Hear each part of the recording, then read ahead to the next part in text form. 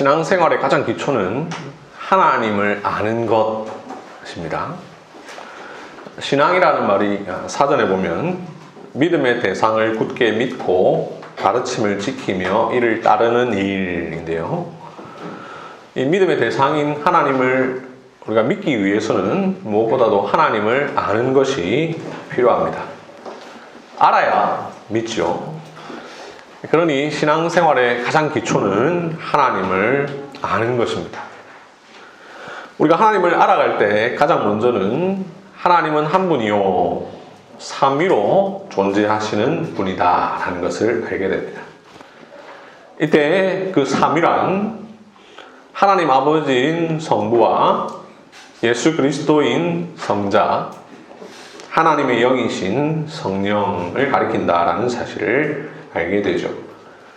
그래서 신앙생활이란 성부, 성자, 성령 이 삼위일체 하나님을 아는 것에서부터 출발합니다.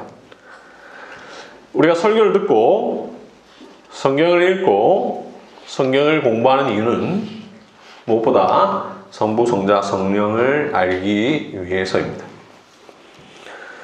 우리가 계속해서 살피고 있는 요한복음은 삼위 하나님 가운데 특별히 제2위에 해당하시는 성자 예수 그리스도의 생애와 사역에 관한 가르침을 담고 있습니다. 그래서 요한복음을 듣고 읽게 되면 자연스럽게 성자 예수님에 대해서 알게 됩니다. 그런데 성자 예수님은 자기 자신에 대해서 우리에게 이야기해 주시면서 또한 동시에 성부 하나님에 대해서도 가르쳐 주십니다.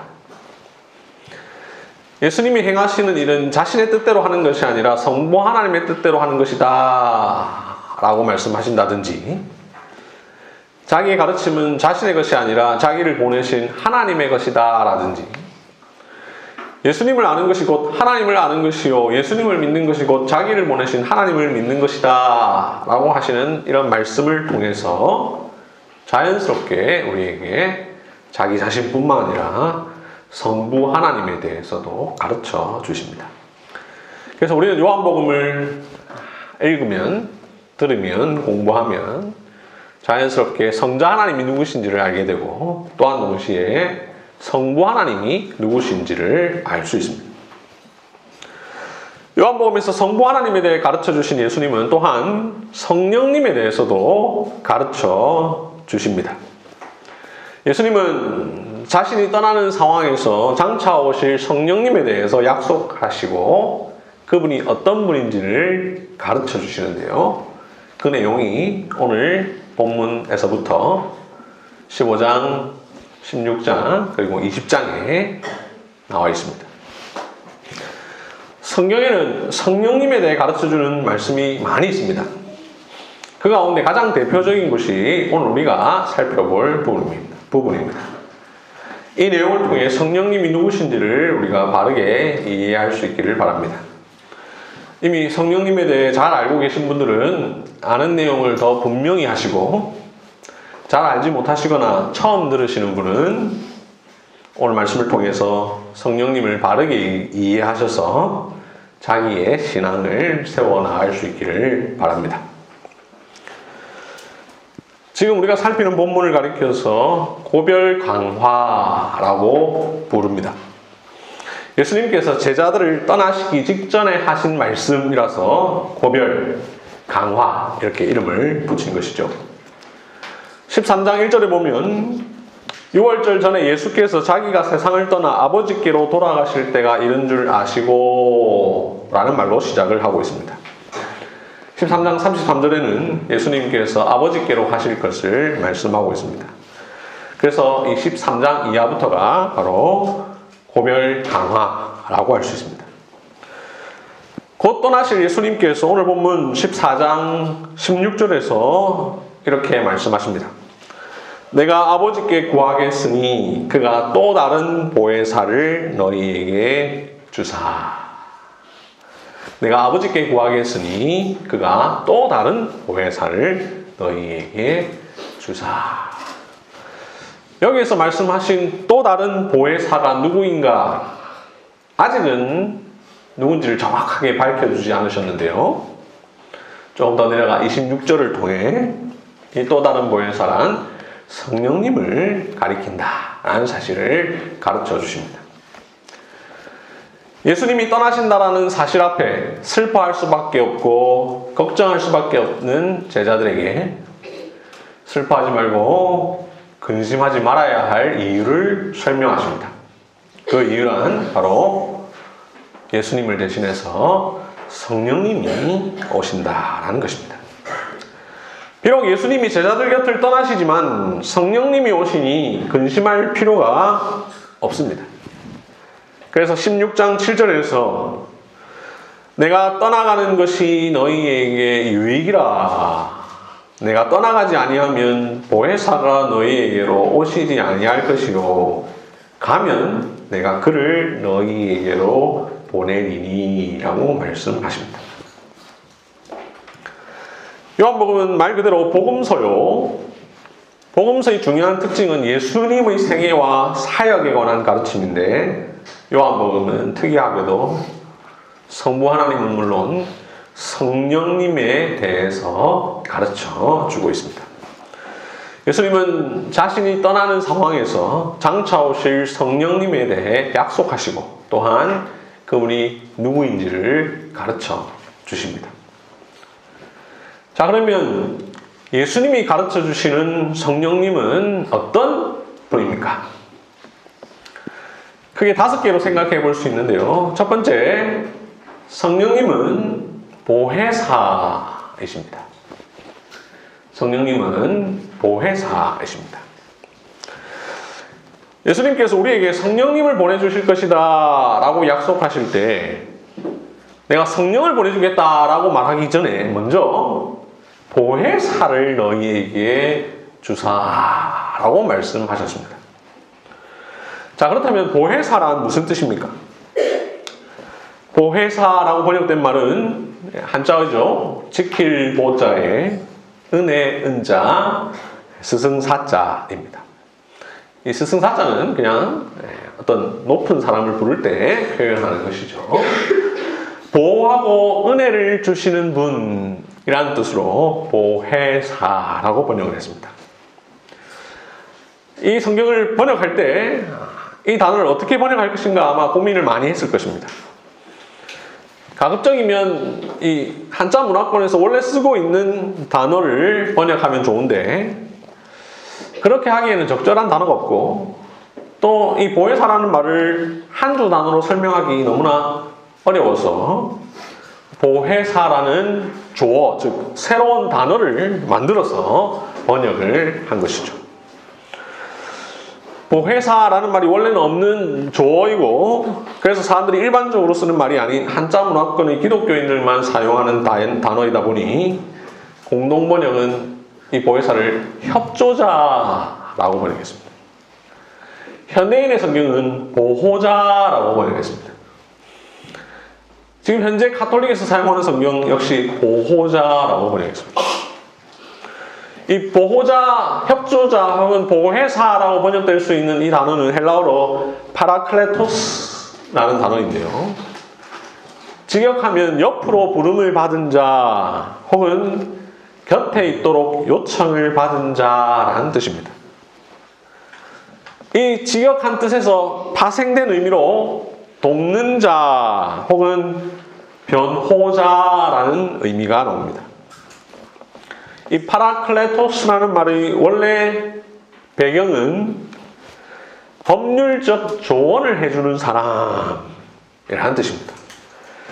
그래서 변호사라고 번역하기도 하는데 사실 그래서 오늘날과 같은 변호사가 아니라 옛날에는 전문적인 변호사가 있는 것이 아니라 가까운 지인, 좀 비교적 논리적인 사람, 그 사람들이 도움을 해주는 사람인데 그런 사람을 파라클레토스라고 했습니다. 이 파라클레토스를 영어 성경의 경우에 아주 다양하게 번역합니다. 킹 제임스 버전은 comforter, 위로자라고 번역합니다. NIV 성경은 counselor, 즉 상담자라고 번역합니다.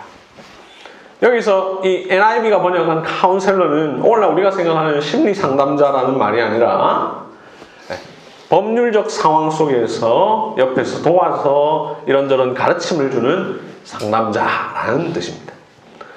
NASB, ESV는 helper, 즉 돕는 자라고 번역했습니다. NRSV는 advocate, 대변자라고 번역했습니다.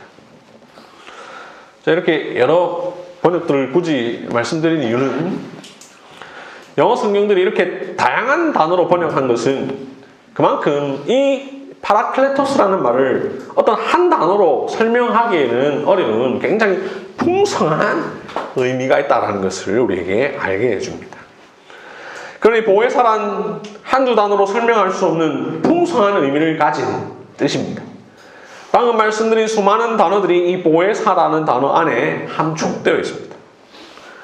예수님은 하나님께 우리를 위한 보호자, 협조자, 돕는 자, 위로자, 대변자, 즉 보혜사를 보내주실 것을 요청하셨으니 바로 성령님입니다.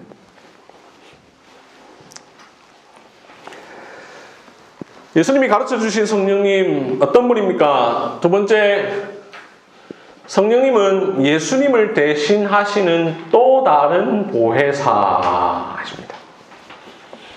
둘째, 성령님은 예수님을 대신하시는 또 다른 보혜사이십니다.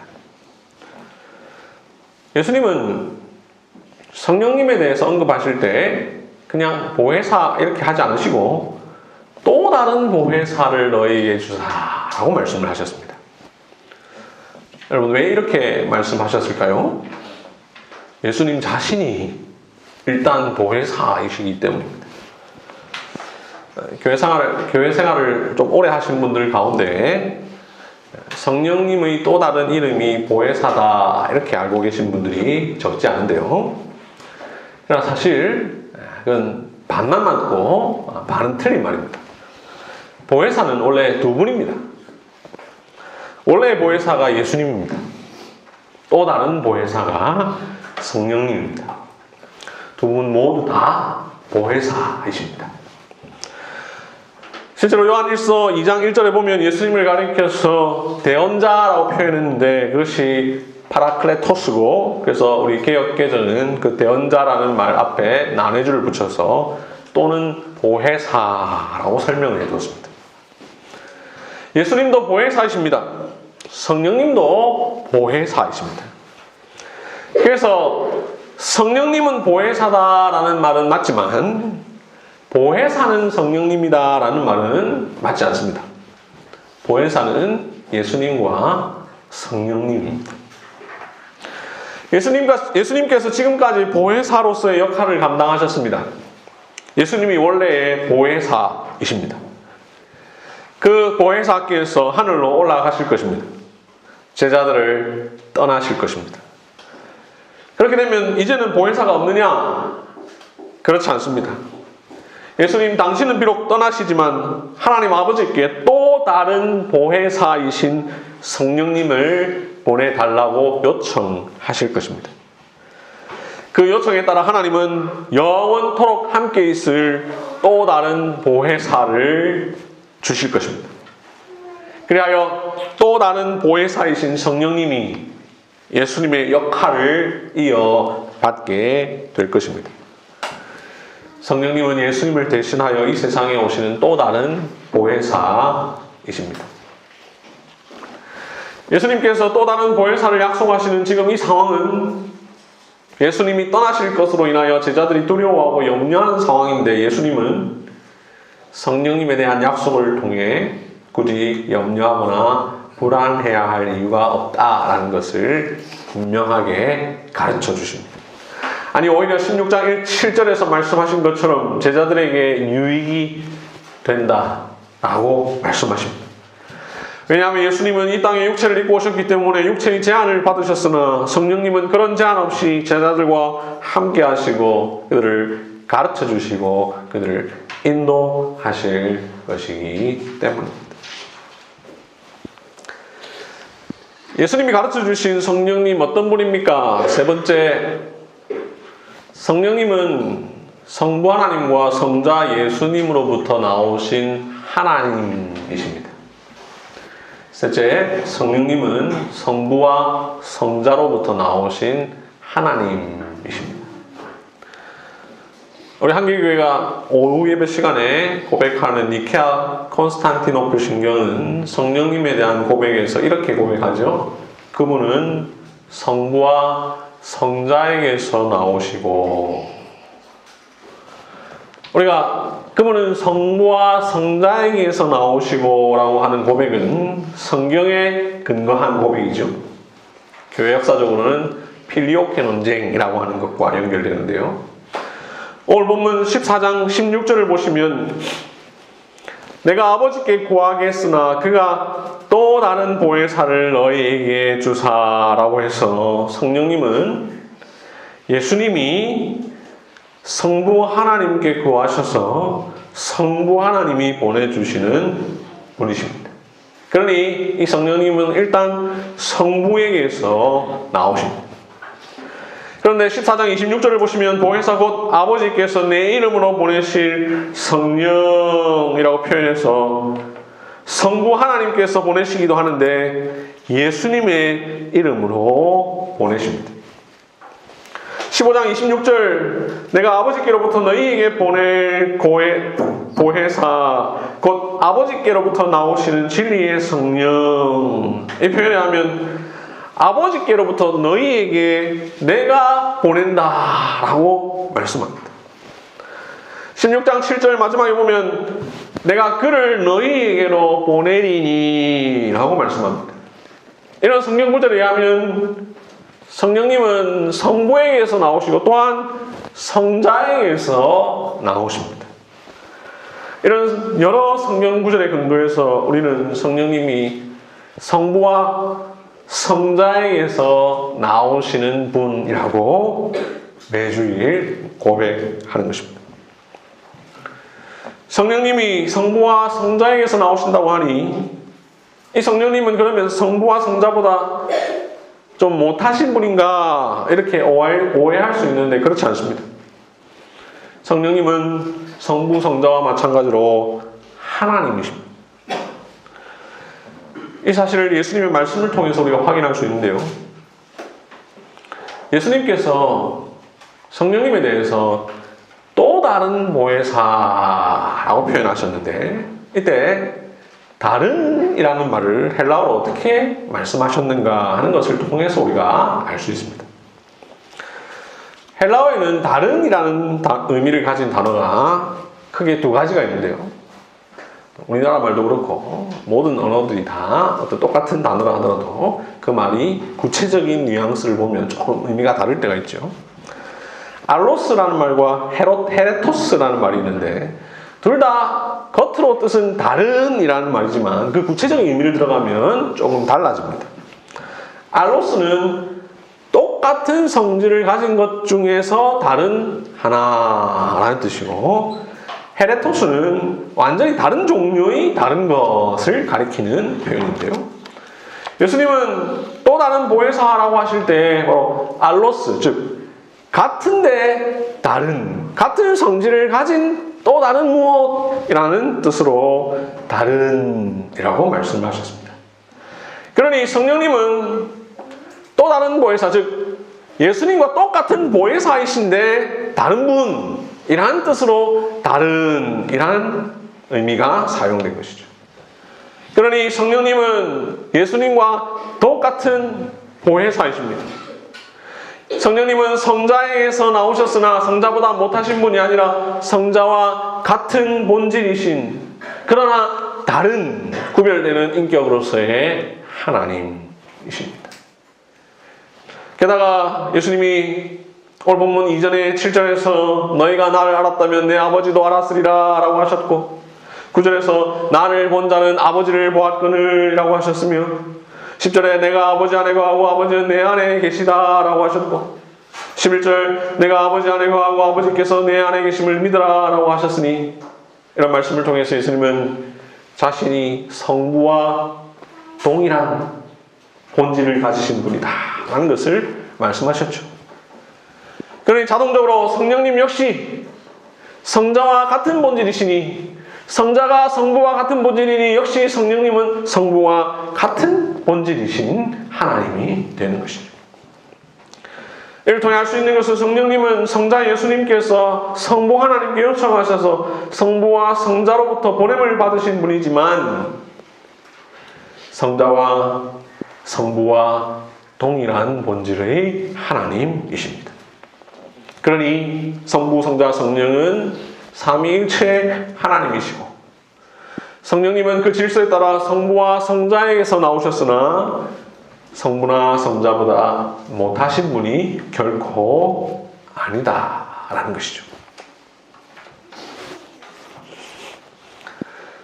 예수님이 가르쳐 주신 성령님 어떤 분입니까? 네 번째, 진리의 영으로서 그리스도를 증거하시는 분이십니다. 네 번째, 진리의 영으로서 그리스도를 증거하시는 분입니다. 14장 17절에 보면 예수님은 이 또 다른 보혜사를 너희에게 주겠다라고 말씀하신 뒤에 그는 진리의 영이라 라고 말씀하십니다. 15장 26절에서도 아버지께로부터 나오시는 진리의 성령이라고 표현하십니다. 13장 16절에 진리의 성령이 오시면 그가 너희를 모든 진리 가운데로 인도하시리니 이렇게 표현하십니다. 또 다른 보혜사이신 성령님의 중요한 특징은 진리의 영이라는 것입니다. 성령님은 진리의 하나님이신 여호와로부터 나오셨고 성도들 우리를 모든 진리 가운데로 인도하시는 분이십니다. 특별히 성경에서 이 진리의 영이라는 말과 대조되는 개념이 미혹의 영입니다. 요한일서 4장 6절에 나옵니다. 이 세상에는 진리의 영이 있고 미혹의 영이 있는데 진리의 영이신 성령님은 진리이신 그리스도를 증거하고 그리스도께서 말씀하신 모든 것을 생각나게 하시며 우리를 모든 진리 가운데로 인도하십니다. 반면 미혹의 영은 우리로 하여금 그리스도를 오해하게 만들고 성령이 가르치시는 성령님이 아닌 거짓에 속아 넘어가게 만듭니다.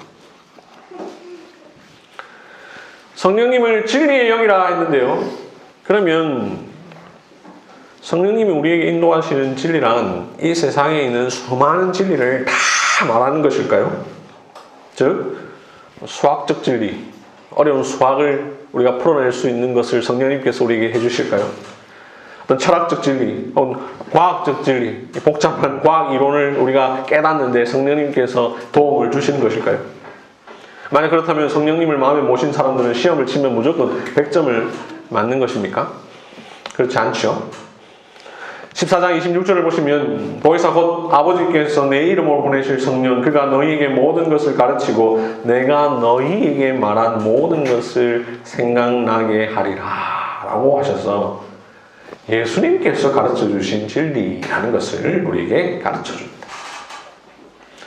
또 15장 26절을 보시면 내가 아버지께로부터 너희에게 보낼 보혜사 곧 아버지께로부터 나오시는 진리의 성령이 오실 때 그가 나를 증언하실 것이요 라고 해서 예수님을 증언하신다 라고 했습니다. 그러니 성령님이 진리의 영이다 라고 할 때 그 진리는 학문적 의미의 진리가 아니라 영적인 진리, 구원에 관한 진리, 복음의 진리를 말하는 것이니 궁극적으로는 예수 그리스도를 말하는 것이죠. 예수님이 14장 6절에서 내가 곧 길이요 진리요 생명이니 라고 하셨는데 성령님은 진리의 영으로서 진리이신 예수님을 우리에게 가르치시고 증언하시는 분이십니다. 성령님은 예수께서 가르쳐주신 진리의 말씀을 깨닫게 해주시는 분입니다. 성령님은 그리스도를 증언하시는 분입니다. 성령님은 그리스도의 말씀을 우리가 알도록 해주시는 분이십니다. 성령님은 우리 마음에 그리스도를 증거하여 우리로 하여금 예수 그리스도를 믿게 하시며 우리로 하여금 주님이 베풀어 주시는 구원의 은혜를 누리게 해 주시는 분입니다. 그래서 사도 바울은 고린도전서 12장 3절에서 이렇게 말씀합니다. 성령으로 아니하고는 누구든지 예수를 주라 할 수 없느니라.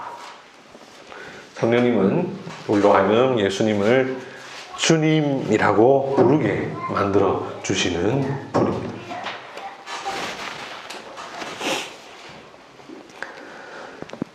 예수님이 가르쳐 주신 성령님 어떤 분입니까?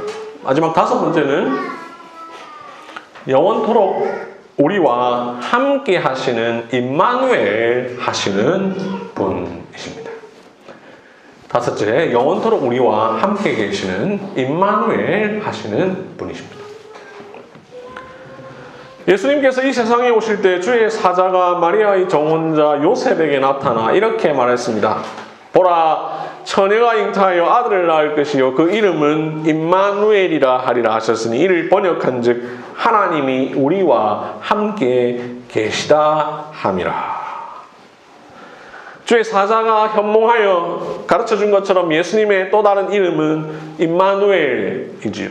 그 뜻은 하나님이 우리와 함께 계시다. God with us. 그렇게 오신 예수님이 이 세상에서 33년의 생애를 사셨습니다. 그리고 하늘로 올라가십니다. 하나님이 우리와 함께 계시다. 이것을 의미하는 예수님이 떠나시니 예수님은 또 다른 보혜사를 보내주십니다. 그렇게 해서 오신 보혜사는 어떤 분이냐?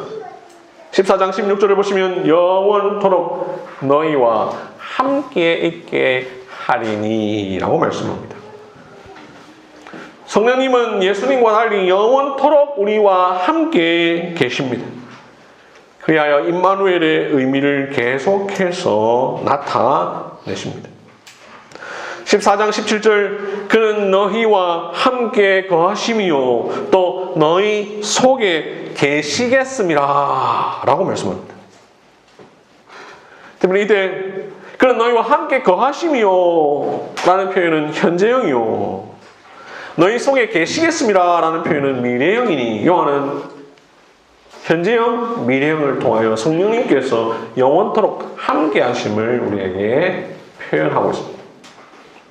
이렇게 성령님은 영원토록 우리와 함께 계시는 임마누엘 하시는 분이십니다. 지금까지 내용을 정리해 보겠습니다. 처음 오신 보혜사이신 예수님께서 제자들을 떠나 하늘로 올라가실 것입니다. 그러나 슬퍼하거나 근심할 필요가 없습니다. 그 이유는 비록 처음 오신 보혜사는 하늘로 가시지만 그분을 대신할 또 다른 보혜사가 오실 것이기 때문입니다. 또한 처음 보혜사는 불과 33년간 계시다가 떠나시지만 또 다른 보혜사인 성령님은 영원토록 떠나지 않으실 것이기 때문입니다. 그렇게 해서 오실 보혜사 성령님은 진리의 영으로서 우리를 그리스도에게로 인도하며 예수님의 가르침을 이해하도록 도우시고 우리 안에서 그리스도를 증언하실 것입니다. 이것이 오늘 본문에서 우리에게 가르쳐주는 내용입니다. 예수님의 이 가르치심과 약속하심은 문자 그대로 다 성취되었습니다. 예수님의 십자가에서 죽으시고 부활하신 뒤 40일 후에 하늘로 올라가셨죠. 처음 오신 보혜사께서 하늘로 올라가신 뒤 10일 후에 또 다른 보혜사이신 성령님께서 이 세상에 오셨습니다. 사도행전 2장의 오순절 성령 강림 사건을 통해서 오셨죠. 하늘로 올라가신 예수님이 아버지께 구하여 보내어주신 것입니다. 그렇게 오신 성령님은 예수님과 달리 떠나지 않으십니다. 지금도 우리와 함께 계십니다. 우리 안에 거하시는 성령님은 우리를 거듭나게 하십니다. 예수님을 믿게 해주십니다. 그 믿음이 계속 이어지게 하십니다. 기록된 하나님의 말씀을 깨닫게 해주십니다. 예수님께서 말씀하신 것을 이해하게 해주십니다. 이 일을 하시는 성령님은 결코 우리를 떠나지 않고 우리 안에 계속 거하십니다. 그리하여 임마누엘, 즉 하나님이 우리와 함께 계시다라는 사실은 성령님을 통해 계속됩니다. 왜냐하면 성령님이 곧 하나님이시기 때문이죠.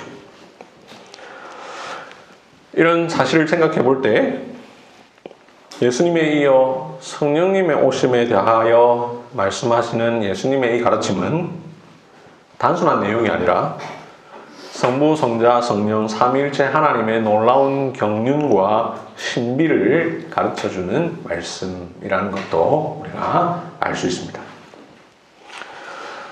예수님의 이 가르침에 담긴 삼위 하나님의 경륜은 영원전부터 있었던 것의 성취입니다. 하나님께서 이 세상을 창조하시기 전 영원전부터 성부, 성자, 성령 하나님께서 한 분 하나님으로 계셨습니다. 그 삼위께서는 영원전에 구속 언약이라는 것을 맺으셨습니다. 쉽게 말씀드리면 영원전에 이 세상에 아무런 일도 일어나기 전에 삼위께서 서로 약속을 하신 것이죠. 자, 앞으로 성부는 무슨 일을 하고 성자는 무슨 일을 하고 성령은 무슨 일을 하자 이렇게 서로 약속을 맺었는데 그것이 구속 언약이라는 것입니다. 그래서 창조는 성부께서 하시고 십자가 사역을 비롯한 구원의 성취는 성자께서 하시고 그 성취한 구원을 적용하는 일은 성령께서 한다. 이렇게 서로 삼위 간의 협의를 하신 것입니다. 이 가운데서 구원에 대한 내용만 말씀을 드리면 영원전에 삼위께서는 자기 백성들을 구원할 것을 작정하십니다. 자, 우리가 구원하자. 그래서 성부가 할 일, 성자가 할 일, 성령이 할 일을 다 서로 약속합니다. 성부는 내가 성자를 이 세상에 보내겠다. 성자는 그 성부의 뜻에 순종하여 사람의 모양으로 이 세상에 가서 성부의 모든 계명에 순종하여 십자가에 죽기까지 순종하겠다. 이렇게 약속하셨습니다. 그리고 성령님은 성자의 오심을 예비하고 또한 성자가 하늘로 올라가신 뒤에 강림하셔서 성자께서 행하신 일들을 각 사람에게 적용케 하시기로 서로 약속을, 언약을 맺으신 것입니다. 이 구속 언약은 하나님이 정하신 때에 이루어졌으니 때가 참에 성부는 성자를 이 땅에 여자의 몸에서 나도록 보내셨고 성자는 이 땅에서 십자가 사역을 감당하시고 모든 사역을 마친 뒤에 하늘로 올라가셨으며 구속 언약에 따라 성령님을 우리에게 보내어 주셨습니다. 그리고 그렇게 성령을 보내주시기 전에 미리 제자들에게 말씀하셨습니다. 내가 아버지께 구하겠으니 그가 또 다른 보혜사를 너희에게 주사 영원토록 너희와 함께 있게 하리라. 결국 정한 때인 오순절날 성령님이 이 세상에 오셨으니 삼위 하나님께서 영원전에 맺으신 구속 언약이 그대로 성취가 되었습니다.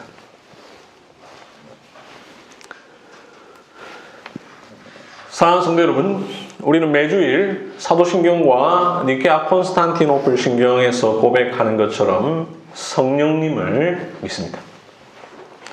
성령님은 성부, 성자와 마찬가지로 하나님이십니다.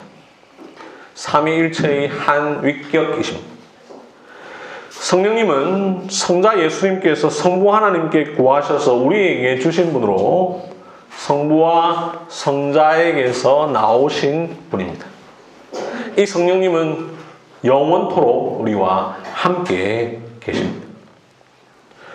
오셔서 떠나지 않으시고 영원토록 우리와 함께 하시는 성령님은 우리를 위한 또 다른 보혜사이십니다.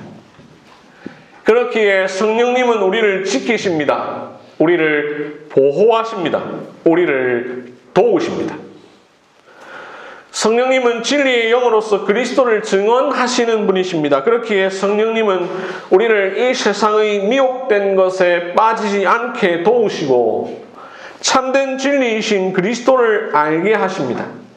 우리로 하여금 그리스도를 주라 고백할 수 있게 해 주십니다. 또 다른 보혜사이신 성령님이 아니면 우리는 하나님의 말씀을 깨달을 수 없습니다. 진리를 알 수 없습니다. 예수님을 믿을 수 없습니다. 예수님을 사랑할 수도 섬길 수도 없습니다. 보혜사이신 예수님은 또 다른 보혜사이신 성령님을 통하여 우리와 함께 하십니다. 우리를 보호하십니다. 우리를 지켜주십니다. 우리를 위로하십니다. 우리는 보혜사이신 성령님을 날마다 필요로 합니다. 매일 매순간 우리는 성령님의 인도하심과 가르치심을 받고 살아가야 합니다. 성령님께서 우리와 함께 하셔야 합니다.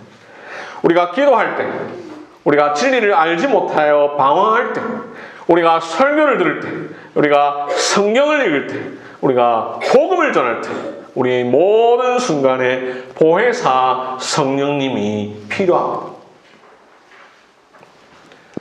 이러한 보혜사 성령님이 아직 여러분 마음 가운데 계시지 않은 분, 진리의 영이 여러분 속에 계시지 않아서 거듭나지 않으시고 진리이신 예수 그리스도를 주라 고백하지 못하시는 분은 성령님을 아버지께 구하십시오. 예수님의 이름으로 구하십시오. 예수님은 누가복음 11장 13절에서 이렇게 말씀하셨습니다. 너희가 악할지라도 좋은 것을 자식에게 줄 줄 알거든 하물며 너희 하늘 아버지께서 구하는 자에게 성령을 주시지 않겠느냐. 너희가 악할지라도 좋은 것을 자식에게 줄거든 하물며 너희 하늘 아버지께서 구하는 자에게 성령을 주시지 않겠느냐. 말씀을 읽겠습니다. 우리는 성부 하나님을 알아야 합니다. 성자 예수님을 알아야 합니다. 마찬가지로 성령 하나님을 알아야 합니다. 삼위 하나님을 아는 바른 지식이 우리의 신앙의 기초입니다. 성령님은 영원전부터 하나님이십니다. 영원전에 성부와 성자에게서 나오신 분입니다. 성령님은 삼위 하나님께서 영원전에 맺으신 구속 언약을 따라 예수님께서 하늘로 올라가시기 전에 말씀하신 약속을 따라 이 세상에 오셨습니다. 그렇게 오신 성령님은 이제 모든 믿는 자의 심령 속에 거하셔서 영원토록 우리와 함께 하십니다. 이 성령님이 여러분의 심령 속에 임하셨다면 여러분은 거듭나셨고 예수님을 믿으셨고 진리를 깨달아 가고 계십니다. 계속해서 그 성령님의 도우심과 인도하심을 따라 주님을, 진리를 알아가시기를 바랍니다. 이 성령님이 여러분 안에 거하지 않으시면 거듭나지 못하고 예수님을 믿지 못하고 진리를 알지 못합니다. 그러한 분들의 심령에 하늘에 오르신 주님으로부터 보냄을 받은 성령이 거하셔서 영원토록 함께 하시기를 바랍니다. 아멘. 기도하겠습니다.